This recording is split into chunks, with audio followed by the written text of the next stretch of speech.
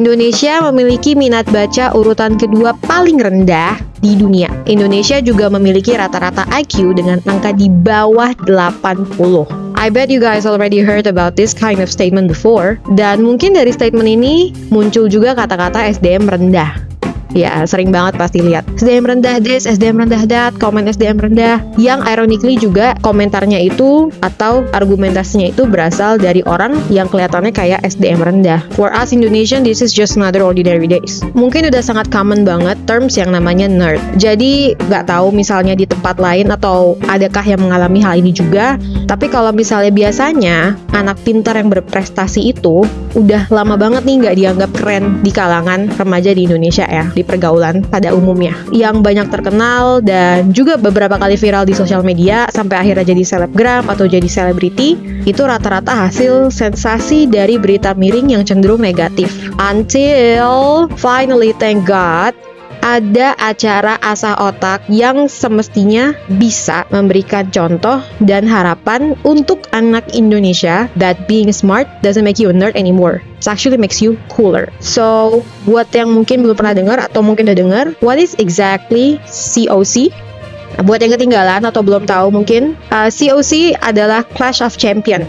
Nah, apa ini Clash of Champion? Itu adalah sebuah game show yang diadakan oleh Ruang Guru. Acara ini diikuti oleh 50 mahasiswa berprestasi dari berbagai kampus ternama di dalam dan di luar negeri. Di setiap episodenya, mereka itu akan ditantang untuk menaklukkan berbagai macam rintangan yang menguras otak dan kecerdasan mereka.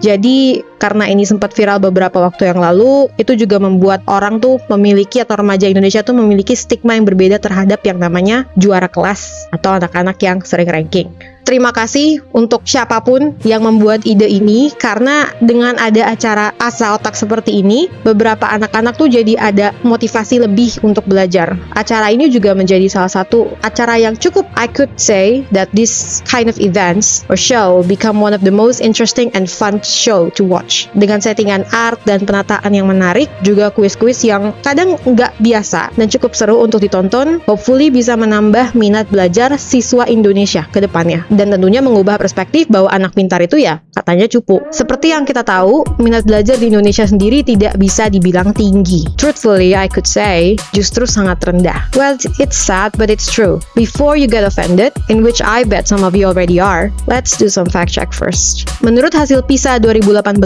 PISA, Indonesia menempati peringkat ke-72 dari 77 negara dalam kemampuan membaca. So sad. It makes us top 10. Dari bawah tapi. Hal ini menunjukkan bahwa kemampuan literasi yang lebih mendalam masih perlu ditingkatkan, sangat perlu. Sedangkan untuk minat belajar sendiri, kita bisa cek di HDI yang diterbitkan oleh United Nations Development Program yang menilai ini dari cara mencakup komponen pendidikan sebagai salah satu indikatornya. Langsung aja, so, according to HDI in 2020, Indonesia berada di peringkat 107 dari 189 negara. Dan satu tambahan lagi sebagai cherry on top untuk fact check session ini, menurut Antara News, ya, ada indikasi bahwa rata-rata IQ di Indonesia adalah 78,49 yang menempatkan Indonesia pada peringkat ke-130 dari 199 negara yang dinilai pada tahun 2022.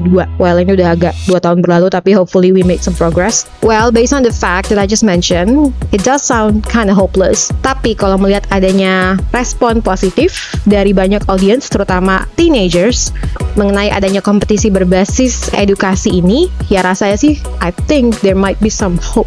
Dan dengan banyaknya beberapa acara kejuaraan lain di bidang olimpiade maupun bidang kreatif, yang kadang dimenangkan oleh anak-anak yang masih duduk di bangku sekolah, bahkan sebelum ada kompetisi Clash of Champion ini, sebenarnya juga menjadi kesimpulan bahwa mungkin saja kita sedang menuju ke arah yang lebih baik. Dan Clash of Champion ini menjadi bagian dari another stepping stone untuk masa depan anak-anak muda di Indonesia. Jadi nggak selamanya itu kadang sosial media buruk ya, because we can see there are some positive impacts coming from this kind of show. And it shows coming from social media, which is YouTube. Ditambah dengan adanya pengajaran kurikulum yang baru yang tidak terfokus hanya terus-menerus mengenai teori saja, membuat metode baru yang harapannya anak-anak Indonesia juga bisa mempraktikkan ilmunya dan menerapkannya ke kehidupan sehari-hari, hopefully. Setidaknya, after a very long time, we can see there are some progress in an education sector here in Indonesia. At least, kalau kita belum bisa jadi Indonesia emas, mungkin seenggaknya kita bisa jadi Indonesia perak, hopefully.